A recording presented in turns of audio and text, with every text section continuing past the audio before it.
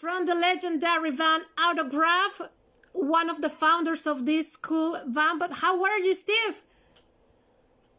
I'm doing great. Thank you for having me on. That's pretty cool too. We're really happy for this, really. Yes. You said a blast from the past. I'm still here. Yes. Yeah, thank God. Yes, I have to do something here. I have to. Sorry.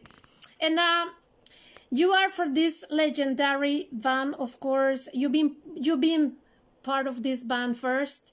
Now you have a different project, but tell us for the beginning of your career, how you started your career, Steve? Well, I really started when I was about 15 years old. I quit school in the 8th grade, and I decided I'm going to play guitar. And so my dad kicked me out of the house, so I lived in a tent.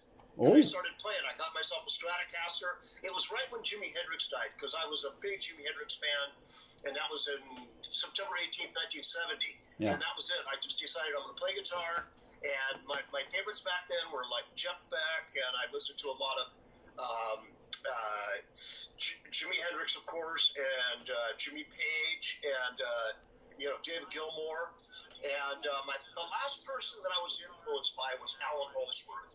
Okay. And that was when I was going to the Guitar Institute back in 1978. I was listening to him. And that's the last guitarist I got influenced by. But it's been my passion my whole life. I've always wanted to play. And my career started out, just playing with local bands around Seattle area. And that's where I'm from. Originally was from Seattle. And we started going out and playing, professionally when I was 18. And we traveled all around, Western Canada and down into, Washington State, Oregon State, and California, and Montana, and Idaho, and all throughout that whole area. And then I found out that my guitar teacher in Seattle, who I'd only taken a few lessons from, had left the store where I went and got lessons from him, and he went down. He was starting a new school down in Los Angeles called the Guitar Institute of Technology, which is now the Musicians Institute. Okay. And so I called up down there, and I actually got him on the phone, and I said, "Don, what are you doing down there? What's going on? You're starting a guitar school?" And he goes, "Oh yeah." He said, "Steve, quit your band. Get your ass down here as soon as you can." And so I was there. By the end of 1977, I was there, and I attended the school in 1978, and I graduated in 1979. And then everything just really took off from there, because I was in LA, I was in the right place, and I met all the right people. I was doing a lot of studio work and everything, and then Autograph formed, and we went out, and our first tour was with Van Halen, and then we toured with Motley Crue. And I know. You started pretty big. And Aerosmith, and we just kept on going on. We were on tour for 6 years straight, and we did the 3 albums for RCA. We'd just fly back into LA for like a month and do another album, then we'd go right back out on the road. So it was crazy, and plus doing videos and everything for MTV at that time. So it was a crazy schedule. We didn't stop for 6 years, not at all. I mean, it was just like go. That's insane. Yeah. So how is the relationship with your family today? Then it's okay now, I guess. So. Pardon me? It's relationship to your family is okay now, I guess. Oh yeah. Yeah. Yeah. Oh yeah. It's all good. Yeah. But now I left Autograph, the new Autograph. We did a new album and everything, which is called "Get Off Your Ass." That's the name of the album. That's true. And it came out great, but I just wanted to do something completely different. And so I left the band, and I decided first I'm going to write my autobiography. So that's what I'm doing now, because I have such a bizarre life. I mean, but it's been great. I've gone through a lot of highs and lows, because I've always just played guitar, and so obviously there's been some points where it was really hard to make a living.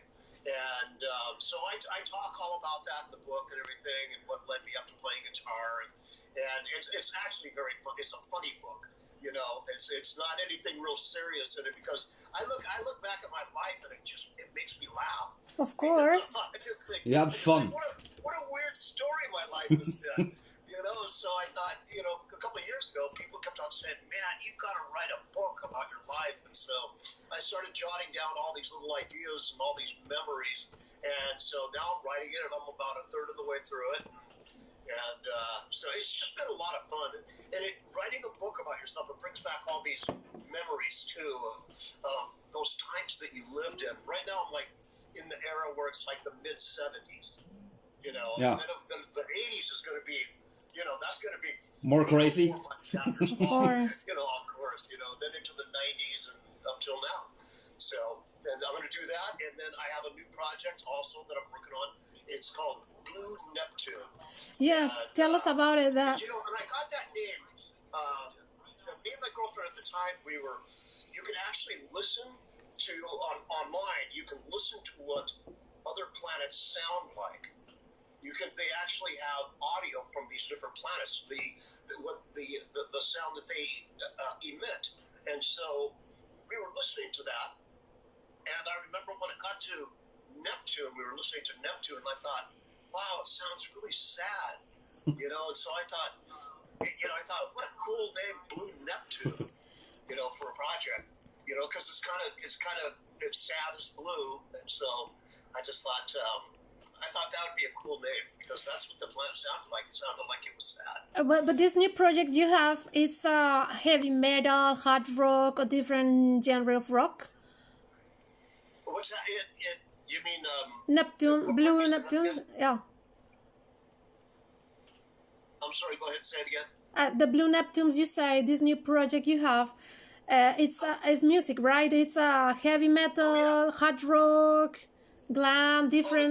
It's gonna be a little bit of everything. It's gonna be some real heavy stuff on there, and then there's going to be mixed in with some like African beats and stuff like that. I like to experiment with a lot of different things, you know, and play.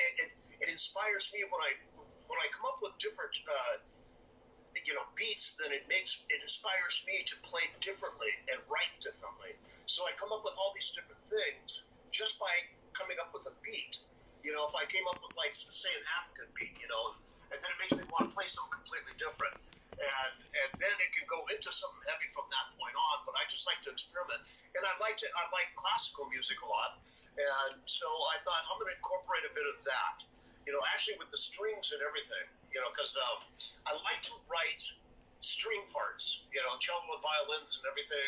And I just love to do that because I like to layer things. And so I look at it today like, at this point in my life, I want to do whatever I just feel like doing.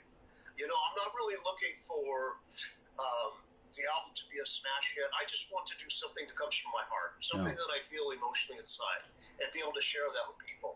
And, you know, so I'm not really looking at a particular genre. I'm just looking at it like whatever I feel like doing.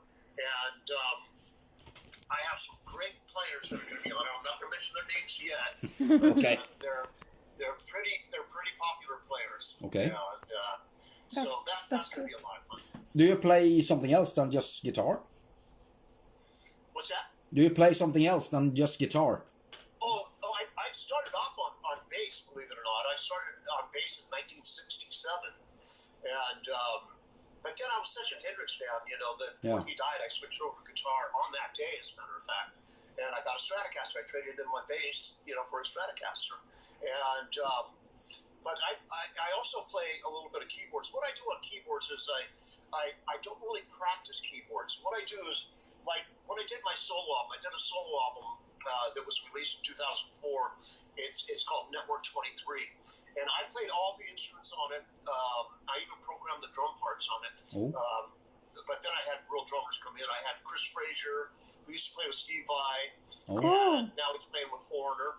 And he played on that album. And then I also had Mike Mangini, who used to play with Steve Vai also, who's now with Dream Theater. Yeah. And so, you know, what I'm going to do is I might use both those guys again. You know, That's pretty cool. They're looking at you. They're going, yeah, heck yeah, I'd love to play one again. So, you know, so that's what I'm going to do is then I got a multi-instrumentalist out of Las Vegas, and then I have another guy plays great sax and vocals, out of Los Angeles, and so everybody's kind of spread out. Then I'm going to use one of these keyboard players. I'm going to use a keyboard player actually in Paris and one down in Miami. Cool. So, because I want to have a layer of different instruments on there. I want to have saxophone, violins, piano, and everything, synthesizer. I look at it like this way I can really kind of expand the boundaries. I don't want to have any boundaries in the music that I create. So it's gonna be a pretty massive stuff, this project. And there's a band from is Opeth? Are they Norwegian? No, from Sweden.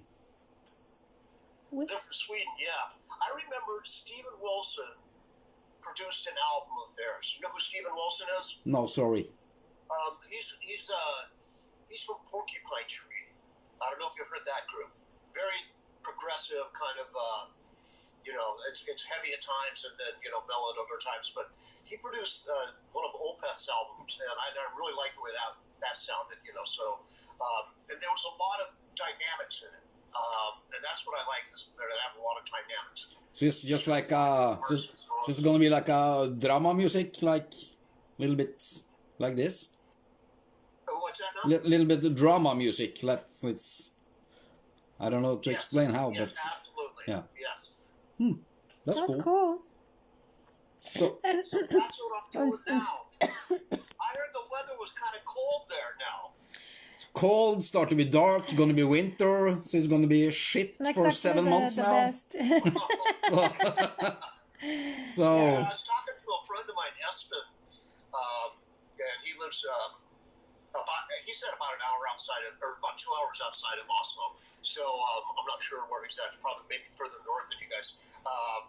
But anyway, he said that it was already getting kind of cold up there. yeah. It's 93 degrees Fahrenheit right now in Tampa, Florida, where I live out Tampa. right now. So it's hot. It's always hot here, though. That's good. I miss Mexico for the weather. I've never been to the States, During so the winter time, and I'll go up there Yes. in the winter time so I get my snow fix. we can just change apartments. Yes. Okay. Very cool. And Steve, how many guitars you have? Because I know you've been teaching in a website, but I hear you have more than 350,000 or Like something, or no, 350. 350 1,000. guitars. Yeah. No, I've only got about 20 right now. Okay.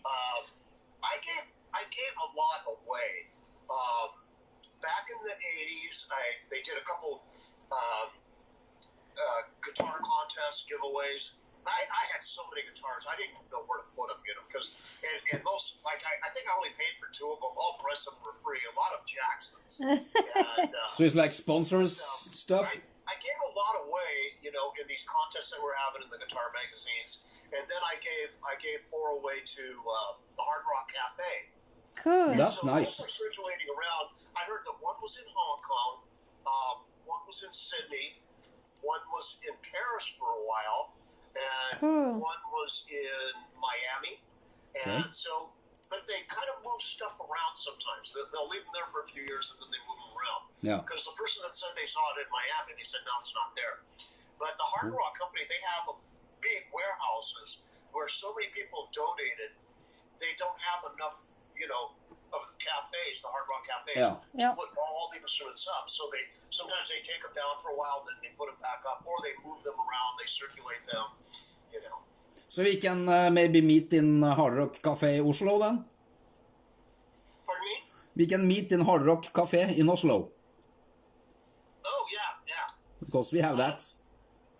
So, And it was funny that they just opened a Hard Rock last year down in Daytona Beach, which is, I'm on the west side of Florida, that's on the east side of Florida, and they asked me to be the guest of honor, and I thought, how cool is that? But they didn't have one of my guitars there. Yeah. So I actually brought my own guitar, so they can take pictures of, there with it. Oh, Sorry. Yeah. hold on, I just got it. no problem. I just got a call, so I had to get rid of it. Well, happens. Of course. Sorry about that. No problem. Have to use glasses. I start to be old now, so. Yeah, my grandpa. Yeah. And there's something happened in the band. I know something not exactly nice in Autograph. I know you have your project solo and many different things outside of the band, but If you can talk about it, of course, if you want to talk about it, what happened with Kenny Richards? Because he died, right? What happened with him? Yes.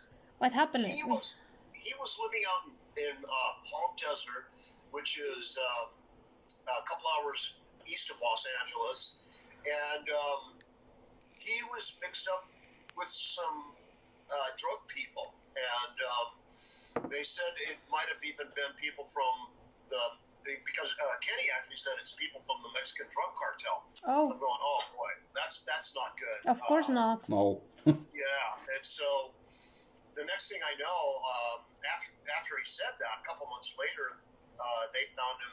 He had bled to death. He'd been shot in the stomach 3 times. Oh yeah. And so what a tragic thing, because Kenny was going to be in the drummer when we reunited, but unfortunately, he still had a drug problem, and he showed up to rehearsal one time, and he was, not able to perform very well. And then at the next rehearsal, I was flying down from Seattle down to Los Angeles, Right. and to do the rehearsals. And the next time he didn't show up, and so I just thought, well, maybe this isn't going to work out. And I told Randy, the bass player, and the new singer Simon, I said, look, I think I'm just going to bail on this and do my own thing again. And they said, no, get another drummer, And so we did. And then a few months later, Kenny was dead. So It's insane. It's just a horrible thing. Of And course. then Steve Isham, the keyboard player, Well- he died of cancer a few years before that. Oh. And Oh, so yeah. those 2 guys are gone. And they were just not only very talented people, but they were great friends, Of Right, course. exactly. It's really sad when something like that happens. Yeah.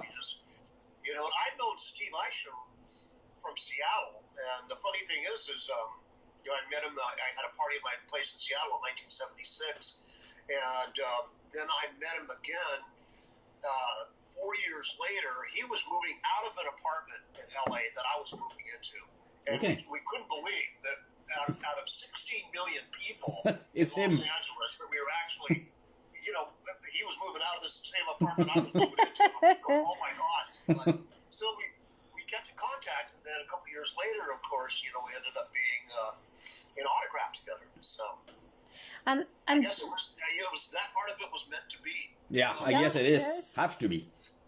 So. and there is some plans for come back to Autograph or not anymore? You? Pardon me, the what? To come back to play in Autograph? Oh no, I think my days with Autograph are done. But you never know. They're still going now. Yeah. But I just played with them the new Autograph, the revised edition. I just played with them for 5.5, almost 6 years. Just like I did the original group, and I just thought, I just want to do something. There's so many different musicians I want to play with, and that's the thing, is I just want to really be diverse and just try new things. But of course, I'll always tune up the radio. And no Yeah, matter what you I have do, to. You have to, yes. Who wrote that song? Who came up with this song? It's massive. Who wrote it? Yeah. Well, we all wrote it together. Okay. We were signed to RCA, and we were ready to go into the studio, and that song hadn't been written yet. So we were in rehearsing the songs, getting ready to go in and record, and I was up on stage playing that riff, that dum dum dum dum dum Yeah. dum dum dum dum, and I was just goofing around, and then Randy got up and started playing it, and then Kenny got up and started playing it, and before you know it, everybody's up on stage going, wow, this is a cool groove, let's make something out of this. And we jokingly, we called it, turn up the cassette machine. Oh, that's the first name? Turn up the tape machine, that's what it was. Oh. And so we thought, okay, and we were just goofing around. We already had songs that were ready to go. But then, we thought, wait a minute, this is coming out really good. We might want to add the song to the album. But RCA was pretty adamant about the 10 songs we already had. And but we said, no, this one, we think it has potential. And we, when we changed it to Turn Up the Radio, they got a little bit more interested, but they still said, no, we want you to stick with the other songs. But when we got in the studio, we actually decided we're going to record this anyway. We're just gonna do it. And so we did it, and after they heard it, when it was completed, mixed and mastered, they went, oh, so you guys did this song anyway? And we go, yeah. To it. And they said, actually, this is really good. And yes. We said, yeah, it's called Turn Up the Radio. You know how radio stations are going to love this song? And then they're going, oh, yeah, they probably will. And it's true. So it ended up being a smash hit. We went in, and what we did for a marketing idea was to go in, and this was our idea, and do call letters for all the radio stations. And we went in on a Saturday and Sunday, 8 hours each day, and we said, hello, KZRX, or whatever the call letters were for the station. We said, hello, KRZX, this is Autograph, and we're telling you to turn it up. And we did this with all the stations throughout the whole U.S. Cool. And it just took off because they all loved that. Yeah, of course. The fact that it was personalized that way. Yes. So if you know any bands upcoming, man, that's a great idea to promote yourself because say all the call letters for each different thing, and do that, so that they play your song. It really worked well for us. Of course. Oh, yeah. For the radio too, and we say different ones like, hello, WCOK, this is Autograph, and we're telling you to turn it up, and so, and boom, and it goes right into the song, and the first lyrics in the song are turn it up, so. Well, we love it. Of course. How did you get your name Autograph? Well, when we went on tour with Van Halen, we were such a new band, we didn't even have a name for the band yet. Okay, so we're riding in this Winnebago bus, traveling from Los Angeles all the way straight across Interstate 10, which is 3,200 miles. Oh yeah. And we didn't have a name, so we had to think of a name while we're traveling there, so that they had something to put up on the marquee, of course. Yeah. And so each one of us wrote down 5 names on a piece of paper, and then we were passing around, and people crossed out which ones they didn't like, and the only one that was left was Autograph. And we thought, well, we kind of have a signature sound. We don't really sound like any other of the other 80s bands that were out there, because we're actually a little bit older than the 80s. Most of the 80s bands, we're like 10 years older. Yeah. We're the same age as Van Halen. We were like, I was 30 when we got signed. You was like old. Yeah. And that was, I was 29 since 1984. And I'm 65 now. And, Randy, the bass player, he's 67. Steve Plunkett, the singer, 68. So we're all, and most of the 80s bands, they're all in their 50s, so. They're very nice. We were a little bit older than most of them. Even the guys at Motley Crue, we toured with them, and they're all like 8, 10 years younger than us, except for Mick Mars, of course. Yeah. And do you see this film from Motley Crue, The Dirt? Oh, yeah, I saw that movie. Part of that was when we were out on tour with them. Because I remember those things happening. That's cool. It was so crazy. The tour was so crazy that... I guess so. after I got done with the tour, I actually... I quit drinking for 5 years. Because really? I didn't remember most of the tour. Really? And I just thought, oh boy.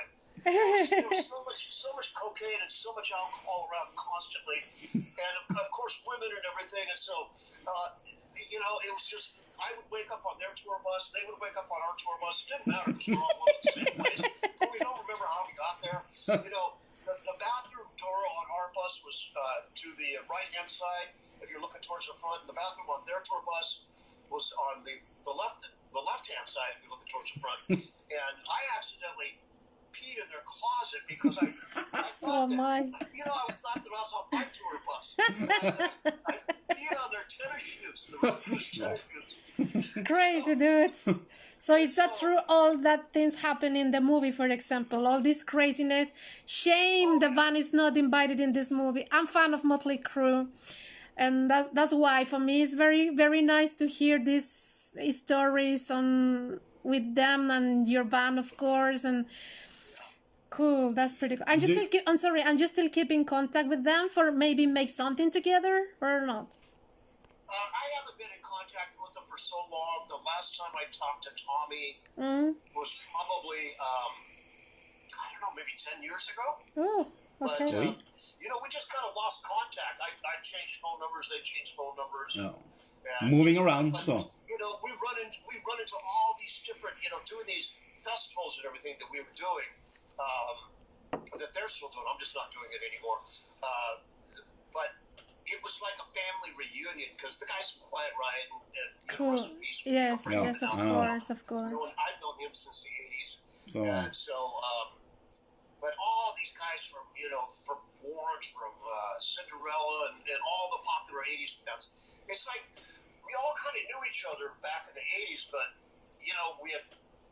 we didn't know each other really well because of the fact that everybody was touring constantly back then. All of us were touring all the time. So now to be doing these festivals where there's like 10 of these bands that you used to know back in the 80s, it's so cool because then you talk and you reminisce. Hey, remember this time when we did this and everything? Like Motley Crue we were talking about. We used to go midnight golfing with them, and it had this golf cart. It was a golf cart full of liquor, and it came with these two girls in bikinis, and all the lights would be on. It was nighttime golfing, so we'd be out there. We'd be doing everything you can possibly imagine, and golfing, and we didn't care what. It was just like a couple of us got to the point, like myself, I couldn't even hit the ball anymore, so I just picked up the ball and threw it, and then I threw my club after it. It was just like one of those things, where Very cool.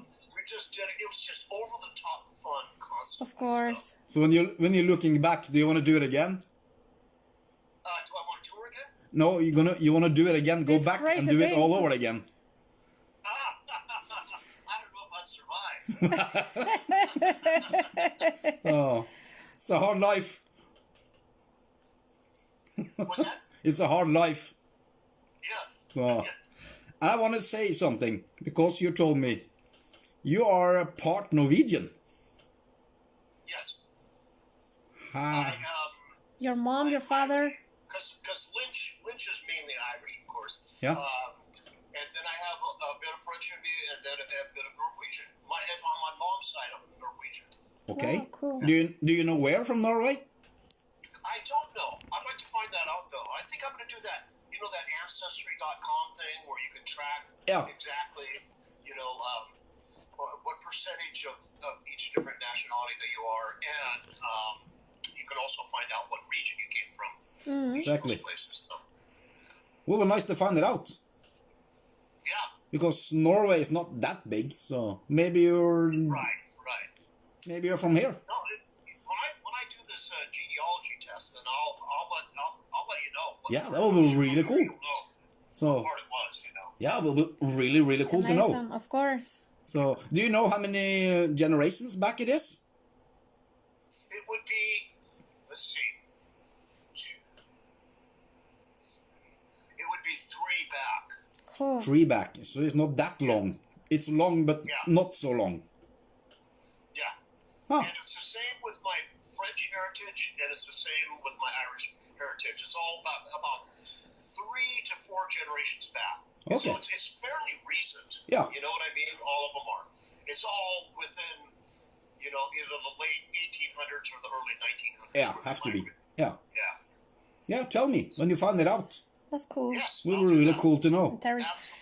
Absolutely. Actually, talking I about want to come back on and talk about when the book focus release and talk about that and everything. But I'm just having a blast writing it right now. Cool. And, Can you send me a copy, please? Yes, please. oh, of course. Yeah, of course. Yes, I'd love to. I'll send you guys copies. Yeah. You will? Autograph. Autograph I'll bring copy. them there. I'll bring them there, and we'll do a signing party there. How's that? That sounds better. Yes. So, oh, that would be cool. Really, so really. maybe you're coming to Scandinavia next year then. What it was like this? Yeah, Yeah. that would be the idea, because I plan to have it done in either December or January, because I'm working on it every day. Yeah. So and it's not like I'm having to create a story. I mean, the stories are already there. I'm just writing them out. Just trying to put them in chronological order, so it follows the path of my whole life. Cool. And there's just so much stuff. Of There course. was over 400 different ideas, different stories, and I had to narrow it down to which ones are the most funny, the most exciting ones. So maybe you can give out 2 books then. Yes. That's better. Yes. More craziness. Love it. But if you came to Norway, because the audience asking Rachel Dreyer, Steve Lynch is coming here to Norway. Yes. They asking, yeah. I mean, if you coming from just for visit, like a tourist, or play music too, you don't know yet. Oh, what's that? When I come there? Yes. You gonna play some music or? I would probably be doing the book tour first, but what I want to do with Blue Neptune is I want to play more internationally. Autograph didn't make it to Europe or Japan or to South America or New Zealand or Australia. RCA wouldn't pay for it. I mean, the new version of Autograph, we played in England and Germany, but the old version, the original version, we never made it to Europe or Scandinavia.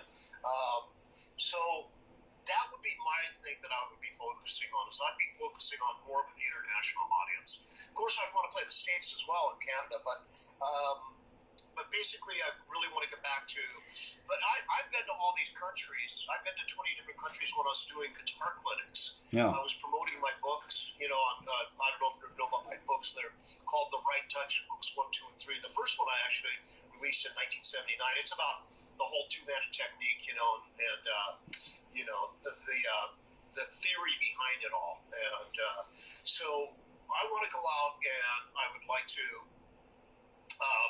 do something like I did then with the book that I'm releasing now, and then go out and tour these countries, because all these clinics that I did, and this was like right after Autograph. It was like in 1989, 1990, and 91, and I was traveling all over. Every clinic that I did, it was like packed out, and I thought, wow, I had no idea these people knew me in these different places. Oh, that's cool. I thought I was going to go there and nobody was going to be there. I was going to end up playing with like 2 or 3 people, Yes. But no, they were all packed out, so I was really surprised that our albums had done that well, and so many people knew who I was. And that's probably because of all the magazine articles and everything that I did. I did instructional things in the magazines and interviews and everything. So I think that helped out a lot. But to get out there and do it again with more of an international, audience. I mean, that's really what I want to do. Of Like I course. said, of course, I want to play the States as well, but I want to play everywhere. Right. I hope Mexico is included. Yes, Yes? I did. You been there? I did a clinic in Mexico City and another one in Guadalajara. I used to live in Guadalajara. I was there last year. Really? Yes. This Mwah. was Yeah. It would have been 1990. Yeah. 1990. You might not have been born yet. 1990, it was the first metal concert in Guadalajara, and it was Bon Jovi, and I was there. I have 14 years old, and it was insane because nobody been a metal band before in Guadalajara. So it was Bon Jovi, it was chaos, but was really cool. And after that became many metal bands. Iron Maiden was the number 2, and they come more and more and more. So that's pretty cool. And did you like it? Oh yeah, yeah. Yeah. Do you? But, yeah, I just taught guitar clinics down there, so it was boring. But But you've been in the city, or yeah? It's strange because when you're teaching in these different countries, Kim, you might know what I'm talking about, the pentatonic scale. Yeah. Okay, that's a 5-note scale. But when you're teaching to an audience that's been taught do, re, mi, fa, sol, la, ti, do, you know, the 7 notes. Oh. And then you go, okay, it would be do, mi, so. So I had to figure out how to say it, you know, where everybody understood it. And luckily, the translator that I had, they knew how to figure out how to do it. That's cool. I was having a hard time. I was having to think, okay, how do I explain this out of don't, re, mi, fa, sol, la, ti, do? Because I gotta skip these notes. I gotta take out 2 notes. Which 2 notes do I take out of it? And, everybody was laughing. We were having a good time. But do you taste tequila, the food? You've been in the city around or not? I got to see Mexico City. Yes. Cool. Is that what you're talking about in Mexico? Yeah. Yes. Yeah. And then I took the transportation wasn't able to take me from Mexico City to Guadalajara. Mm-hmm. So they put me on a bus, but the bus was full. I've been there. So I had to sit in the back with the goats and the chickens. Really? Nice. No, but it was not a private transportation. It was like everybody. Yeah, well, no, that's what they did have in the beginning. You know, that's what they picked me up from the airport and everything. But something happened to the limo where it broke down. Oh. And so they said, look, at this last minute, we don't have another mode of transportation. Can you fit on the bus? And I just said, yeah. They said, we got somebody there that's going to pick you up and everything. And I think it was, a 2-hour drive or something from Mexico City? No, our 6 hours and a half. 6.5 hours. Oh, it was that long? Yeah. Okay. Wow. On the road, yes. In the plane, 45 minutes. Wow. I took the bus last year. It was hell. I was back there with the goats and the chickens the whole time with my guitar case. So. And check, when we go to Mexico, from Norway to Mexico, are 15 hours on the plane. Oh my gosh. 15 hours. You fly over the Atlantic, obviously. Yeah. Where do you stop? New York? No, Paris. Paris or Germany. Or London. You stop in Europe. Just one. Yeah. Yeah. Yeah, I see. Yeah. So it's And I hate planes. The I ever did was, well, there's 2. One was Sydney, Los Angeles to Sydney. hell. And that was 16 hours straight. Yeah. But the one that I did from Seattle down to Buenos Aires, which is the southern Yeah, part, Argentina. Yeah. Argentina. Yeah. And so that took like, oh my gosh, I think 22 hours. Nej tack. No thanks. We stopped once in Miami, and then the rest was all the way down to South America. Yes. So it was crazy. Well, I was so tired. think- And the thing is, when I flew from Los Angeles to Sydney, I thought, oh great, I got a day to rest, before I do this guitar clinic, and I was so tired, I'm so burned out, and I get off the plane, and they pick me up, and they said, okay, you ready to do the clinic? And I said, no, that's Really? tomorrow. Yeah. I said, Right. that's tomorrow. They go, no, you crossed the international date line. You got a clinic in 2 hours. And I'm like, no. Yeah, crazy. Yeah, that's the crazy part. And think when you come to Norway, you have to wait maybe from USA 10 hours, I guess. Yeah. 10 or 12 hours. Yeah, it's...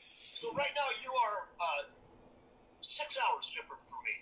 You're Yeah, 6 hours You- difference. USA, yes. Yeah. From Tampa Because you to... said it was 20 p.m. your time, which would be 8 o'clock. So when we started, it was 8 o'clock at night your time, and 2 o'clock at my time. Yeah, Yes. that's correct.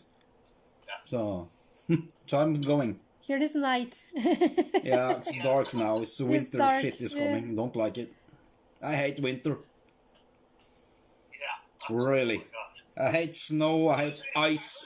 It's just like Alaska, where the days are real short. You get a lot of sunlight, you know, there's half the year's light, half the year's dark. In the summer, it's always light in the summer. Even at night, it's light almost everything. But in the winter, Right. it's just 6 hours daylight. The Earth is tilted that way, and then when it goes back, then you're so far up north that the sun doesn't reach you that much. You have 6 hours actually, just in winter, light in winter. 6 hours with light. So it's hell. So 3 o'clock is dark. Yeah. We hate it. So it's I'm used to it, but I don't like it. But that's the way it is. Move to Florida. Yeah, I'm coming. Give me a couple of hours. Yeah, will be cool. And Steve, do you have plans? I know the band Autograph been many soundtracks in some movies and series like Fright Night. It was very You Can Hide from the Beast inside.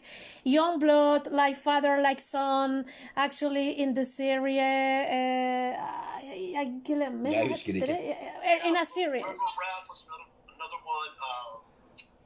Oh gosh, yeah. There was a couple more too. Also in the series Miami Vice. Miami Vice, yes. Oh, yeah. Thank you. Yeah. Thank you. And Yes. so we were doing a lot of that actually, and we had to write a lot of those on the road, and then we just have to fly back in and record them real quick, and then go right back out on the road again. In fact, when we played on Dick Clark and American Bandstand, and we'd have to fly in and fly right back out. We did 2 American Bandstands and then show Solid Gold, and so we had to do that quite a bit because we were doing a lot of television stuff. We were doing a lot of movie, stuff. So we would be writing those songs while we were on the tour bus.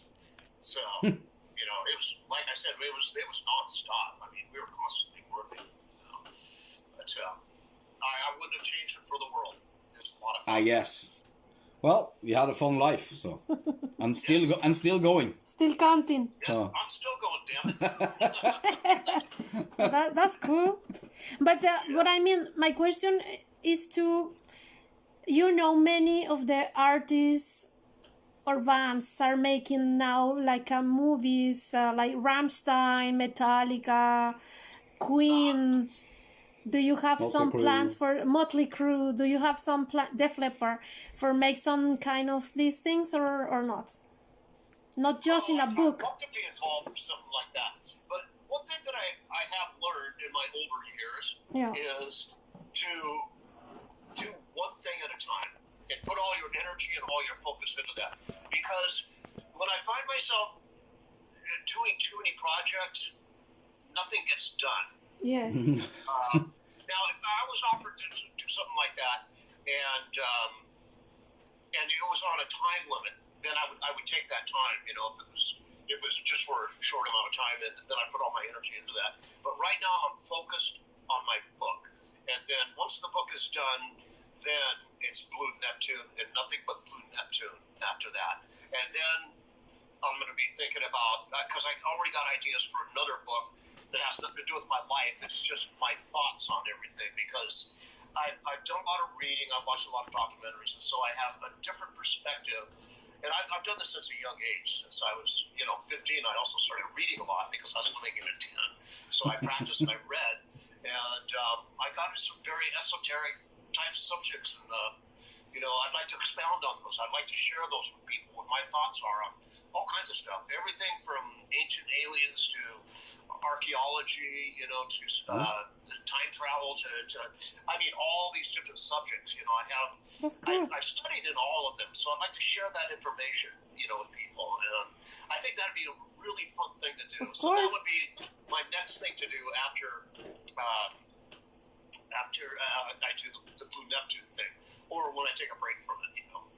That's so good. do you have a when is the deadline on this book?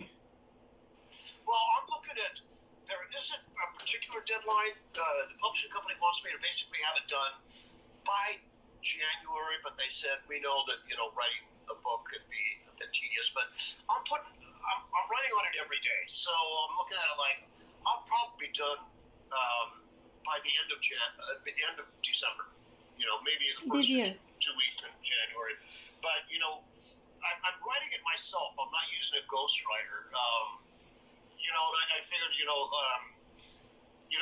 my punctuation is good. I know I have a good vocabulary, and because I'm fairly well read, and so I wanted to do it myself because I wanted to put everything into my own words, and I didn't want to use anybody else's, because then they put their own spin on things, and I didn't want that. I wanted it to all be just the way that I perceived things, and to have it only in my words.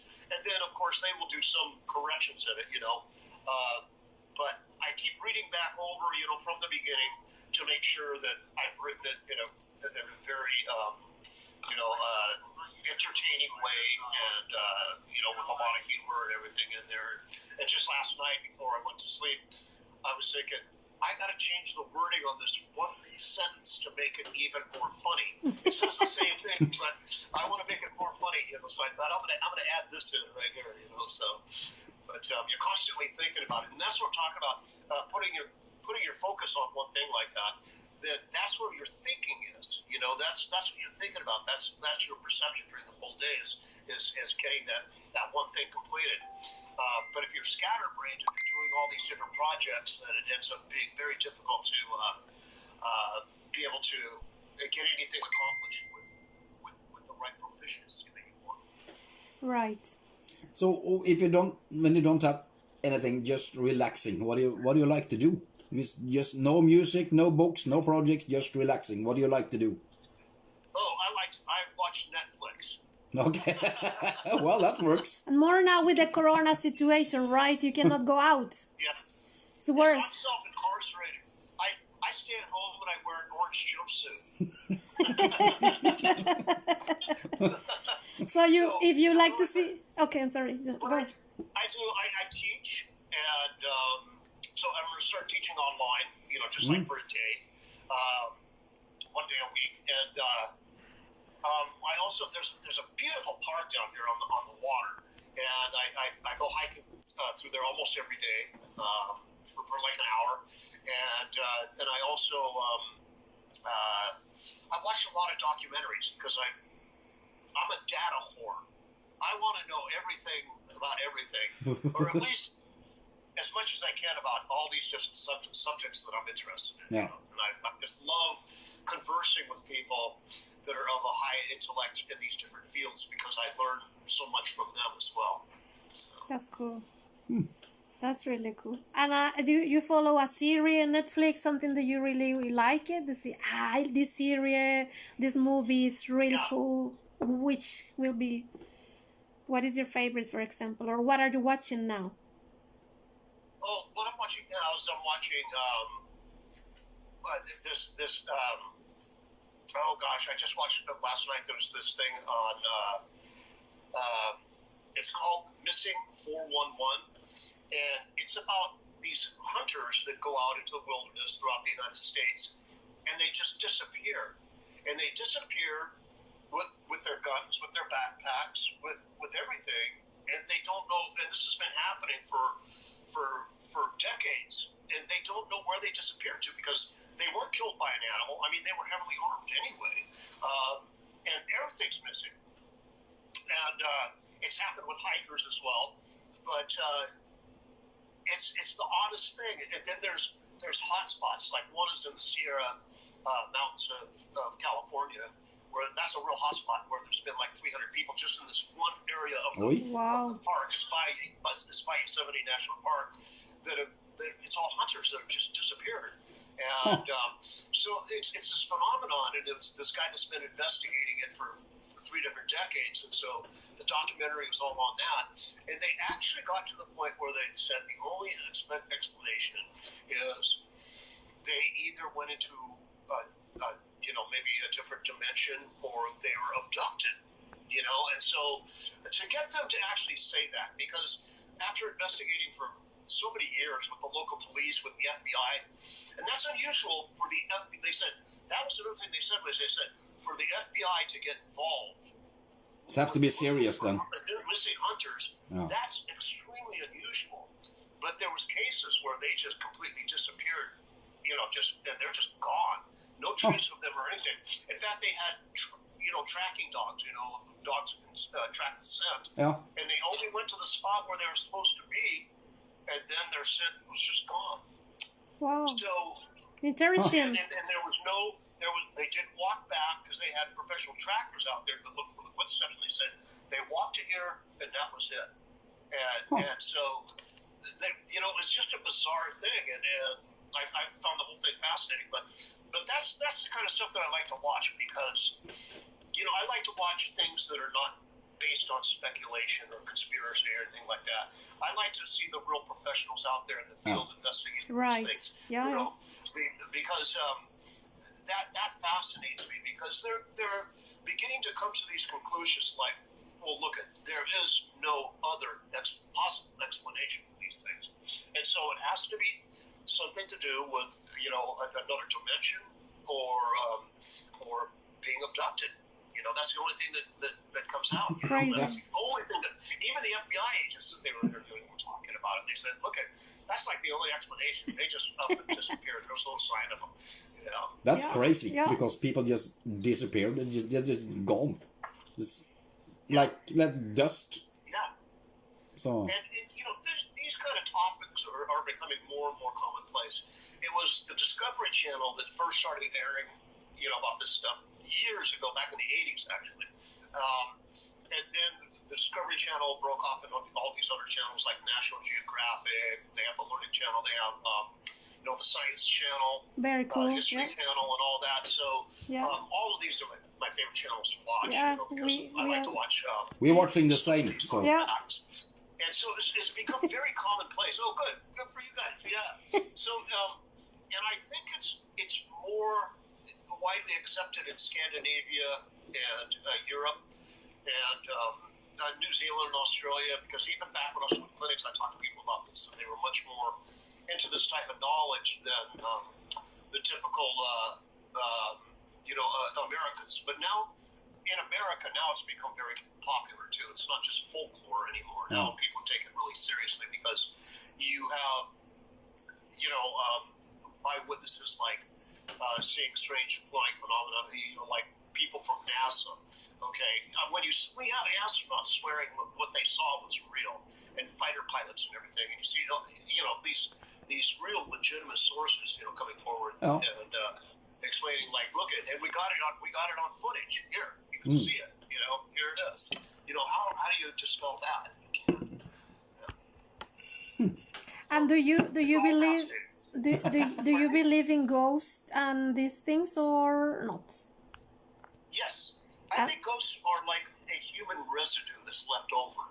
Yes. Yeah, and I also believe in multi-dimensions. Like when in Brian Greene's book, it's a book on the marriage of quantum physics or quantum mechanics and physics, and it's about string theory, and it's all about these different dimensions. And at that time, this was back in the 90s when it first came out, they knew of at least 6 different dimensions. They knew of them. They actually existed. But now they've found, since string theory, they've actually found many more dimensions that definitely do exist, that have been proven to exist. Yeah. So when you look at that, you think, okay, then why wouldn't ghosts be like in a dimension that is right next to us?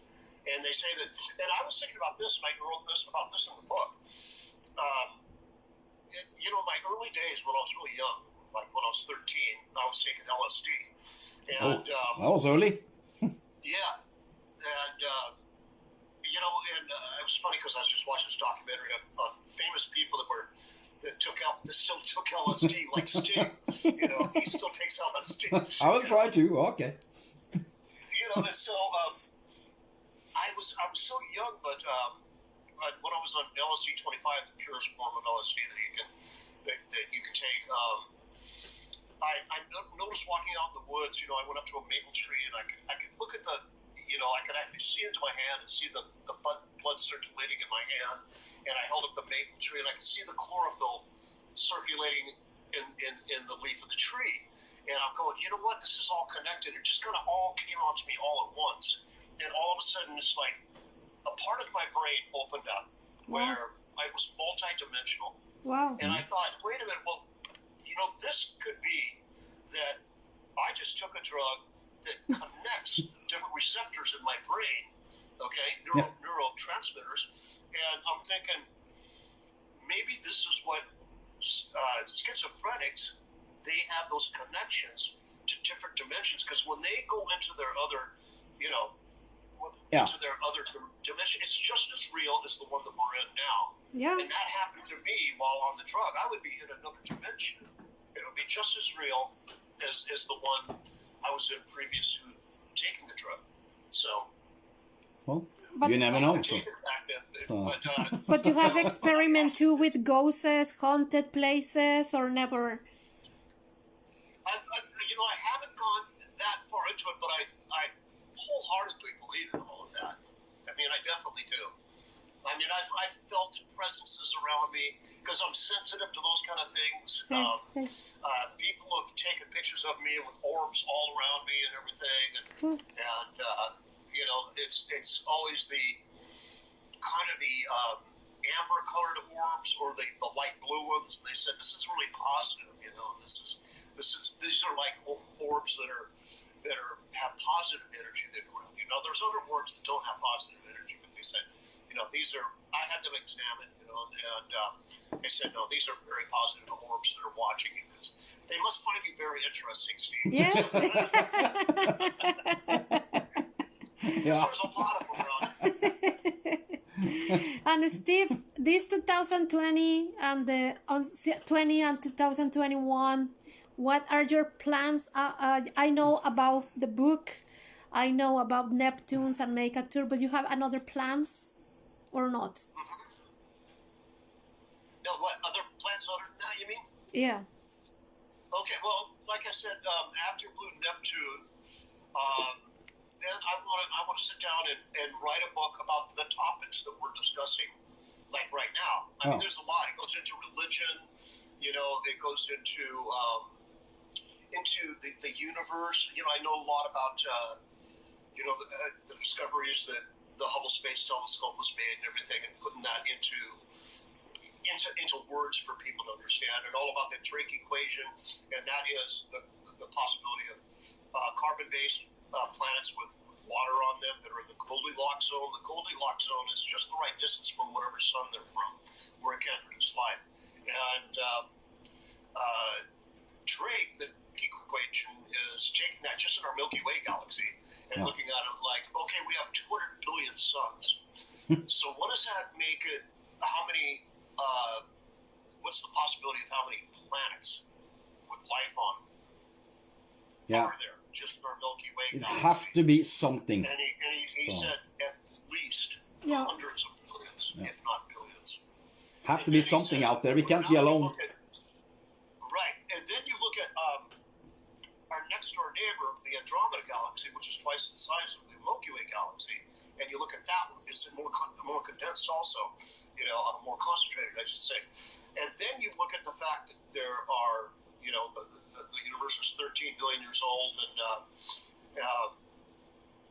you think, okay, with the Hubble Space Telescope going up there, they found that there was at least 100 billion galaxies.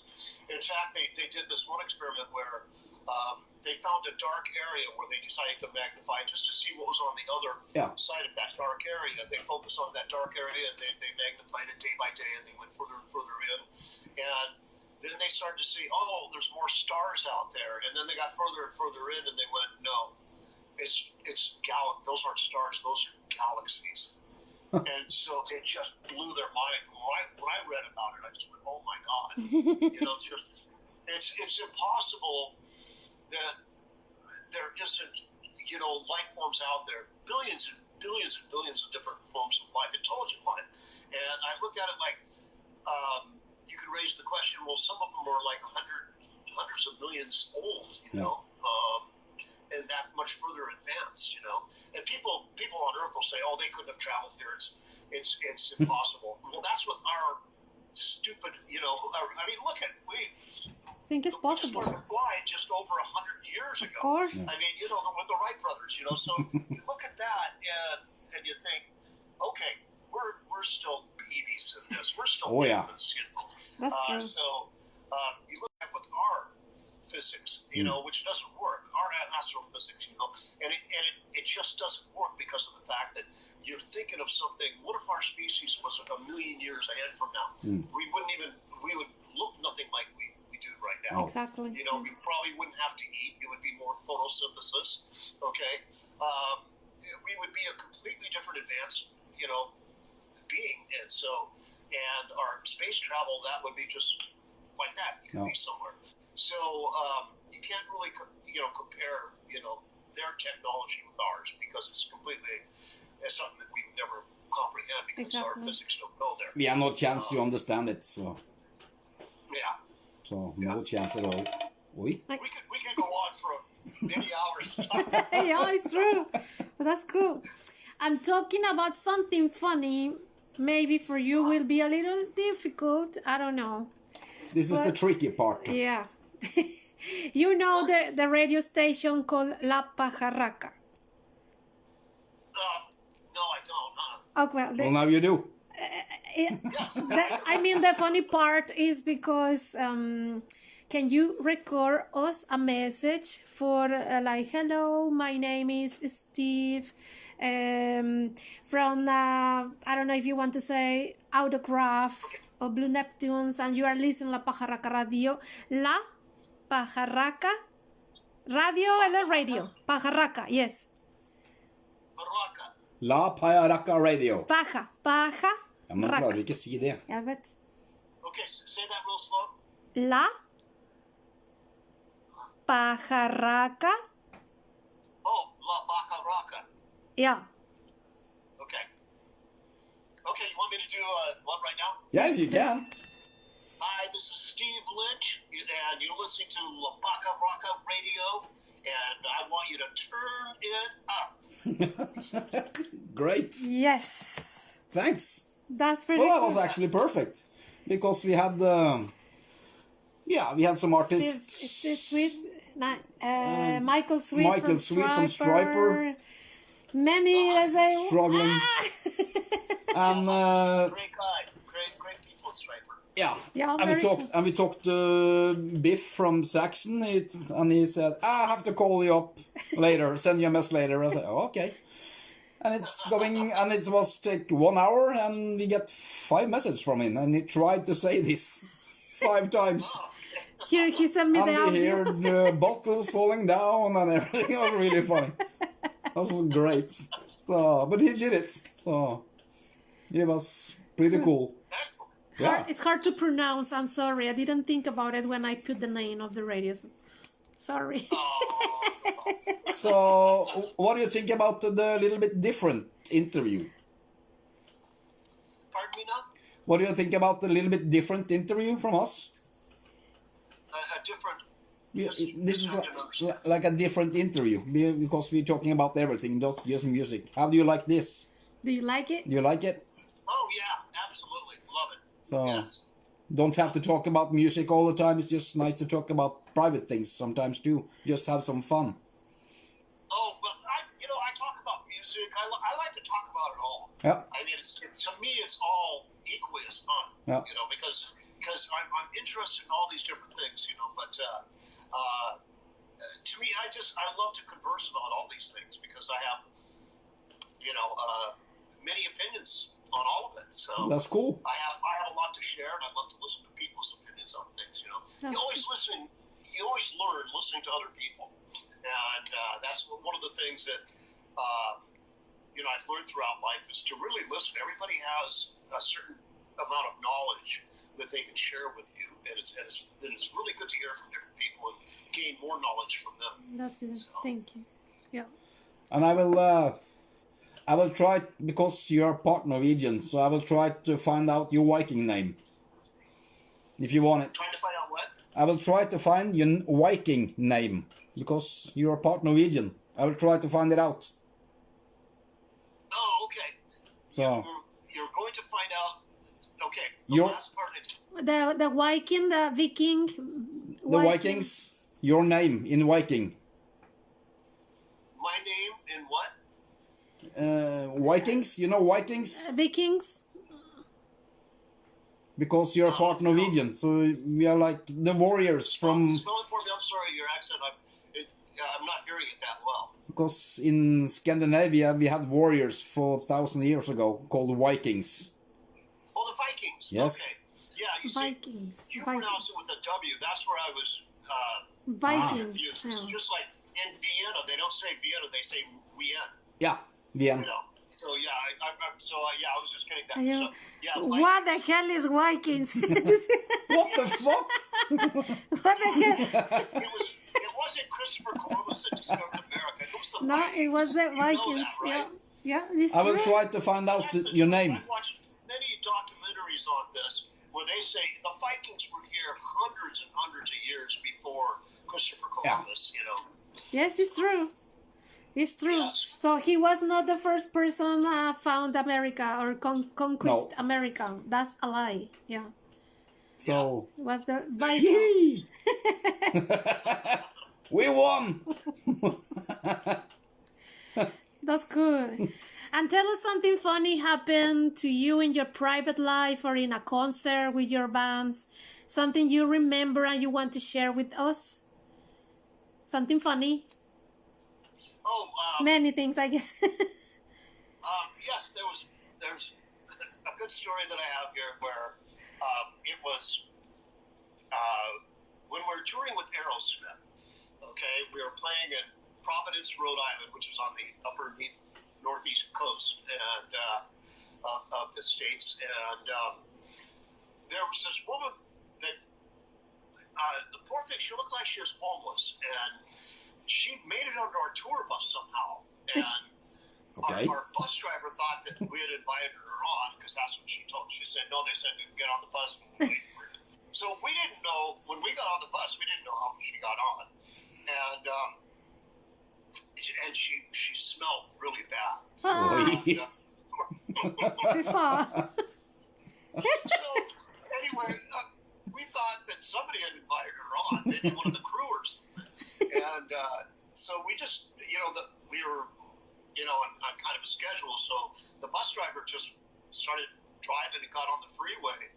And he said, "What's that smell?" We all just pointed to her. He said, "Well, who is she?" Everybody's going, "We don't know," So he pulled over on the side of the freeway, and it's snowing out. Ay. And he says, "Get the fuck off my bus," So she's out there, and she's so drunk or high or whatever she was. She's out there on the side of the freeway in the snow, and she's flipping us off, going, "Hey, you, Aerosmith." So she thought she was on Aerosmith. Really? Not even know it was different van. Oh, fy faen. It is coming in the book. We laughed for like 2 hours after that, 'cause You she don't was hear like, "Yeah, Aerosmith." And you stupid, we are autograph. We are not Aerosmith. We didn't say anything. We just waved down her and just left her. Hello. Bye-bye. Adios, bye. Kim say, if you want to write these things on your book. Oh yeah, all of these different stories, they're all going in my book. Absolutely. Can't wait to listen to read it. So then we have a plan then for Norway. So Yes. that's pretty cool. So we just keep in touch. I want to come to Norway. I want to do all of Scandinavia, and I just want to do it so that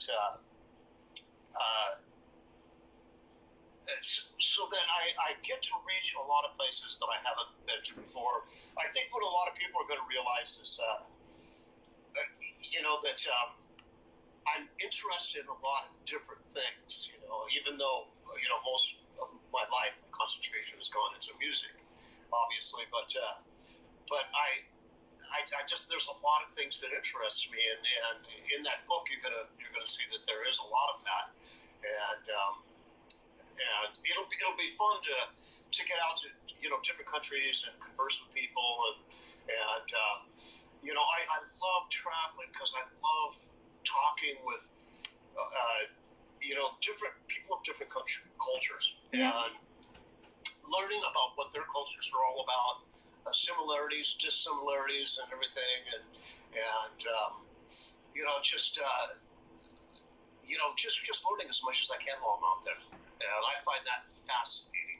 That's cool. So I can't wait to do that. I really can't wait to do that. And we are. I hope that I come to Norway during the summertime. Yeah. So I have to make sure. So you don't freeze your ass off. And please, when you come to Norway, invite to us to meet you. Yes, that's right. Will be nice.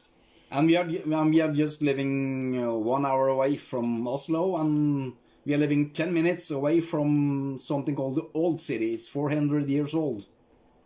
Oh wow! So it's a lot of cool stuff there. Oh, I'd love to see A that. lot of cool stuff. Yes.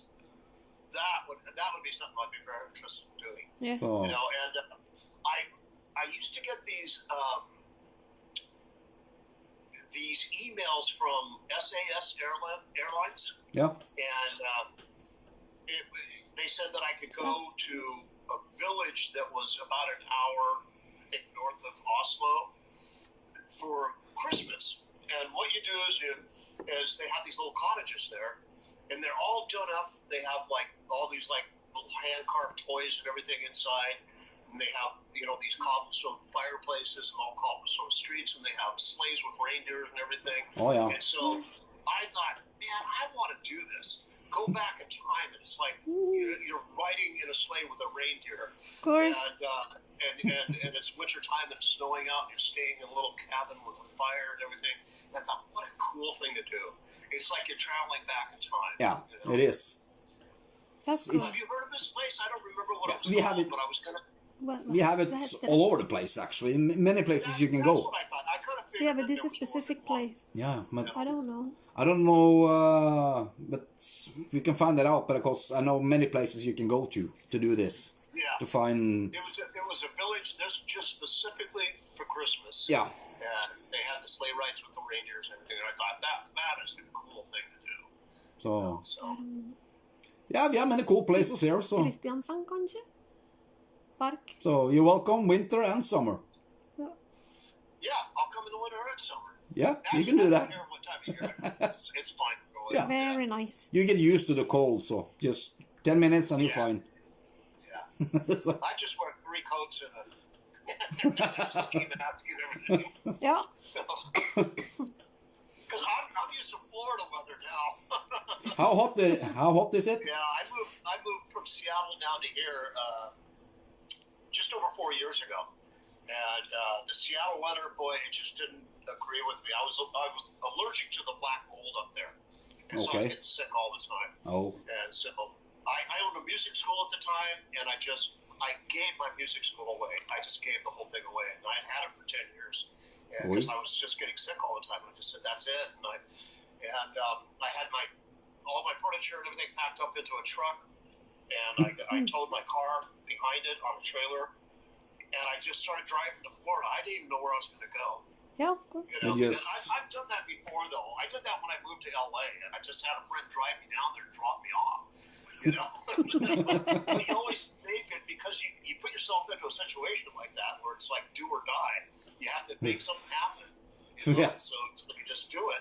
And so I've done it a few different times like that, where I just relocate to another part of the country and I just go, okay, got $200 in my pocket and I got to make something happen right now.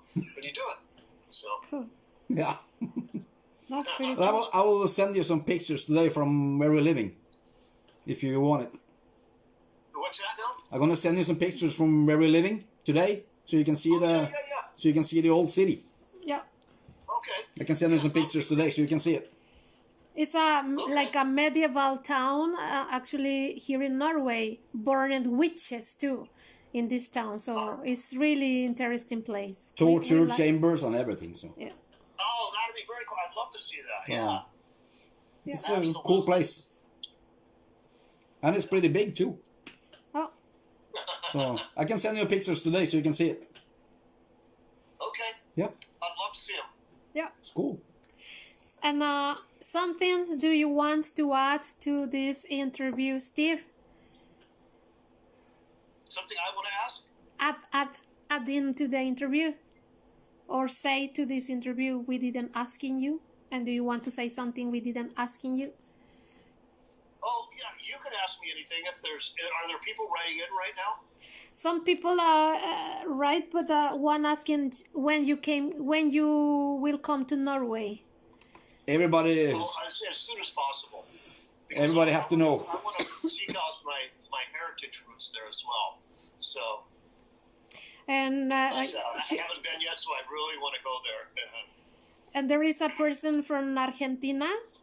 The other girl it was Rachel Dreyer from Norway and Alejandra Escarcela from Argentina. If you have a plans to play too in Argentina. Oh, I want to go back there.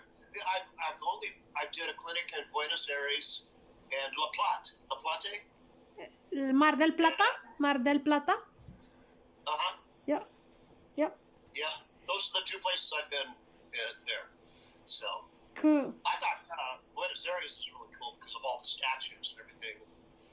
In the streets, and they have these roundabouts with a big statue right in the middle of it. Yeah. And I thought that was really cool.